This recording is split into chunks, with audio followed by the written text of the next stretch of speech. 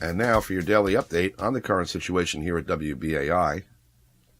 Yesterday morning here on Wake Up Call, Thursday's Wake Up Call host Esther Armah asked visiting Pacifica Interim Director Grace Aaron what led to the decision for the attempt by Pacifica to take control of WBAI's transmitter at the Empire State Building.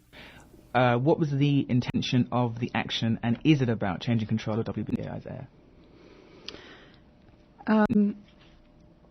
In terms of answering this question, I am constrained because of my position as the chair of the board and the interim executive director as to what I can say openly, because what I state can affect the foundation negatively, because I'm both a spokesperson but also a management executive of the foundation. Aaron did say that it was urgent that the stations in Pacifica improve their programming in unspecified ways. She pointed to the fiscal crisis at WBAI and other stations as the enabling reason for this, on the apparent assumption that improving the programming would increase the audience and, consequently, improve the station's finances.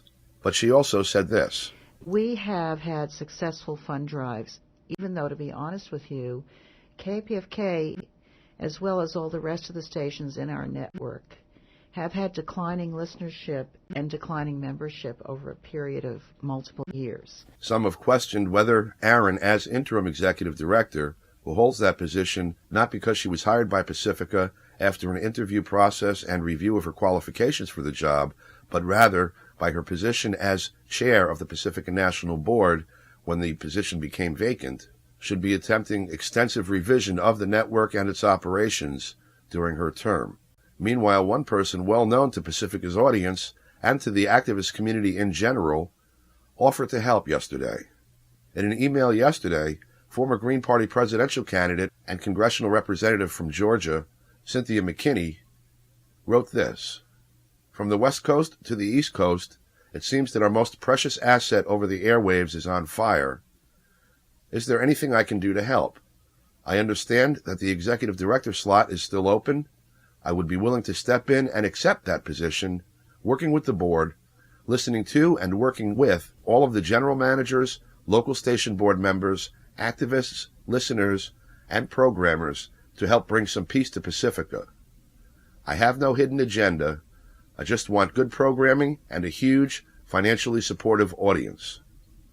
If you think I can help, please let me know. That was Cynthia McKinney offering to step in as executive director of Pacifica in the midst of this crisis.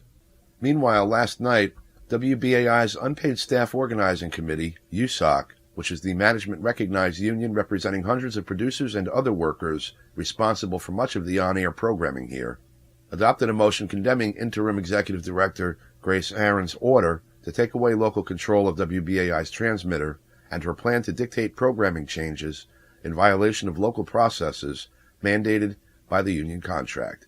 The union demanded that WBAI's long-standing local autonomy be maintained. And the local station board will sponsor a town hall meeting with Aaron on Monday, April 13th at 7 p.m. in Harlem. We will report that location on Monday. And on Wednesday, April 15th at 7 p.m., the local station board will hold its next meeting. Both meetings will include public comment. Locations will be posted at www.wbai.org, or listeners can call 212-209-2919. Again, that's 212-209-2919. For more information and daily updates about the situation here at WBAI, you can go to the website www.wbixradio.org. Again, that's www.wbixradio.org. WBIX was the name of the internet radio station that allowed the fired and banned after the Christmas coup to reach the audience.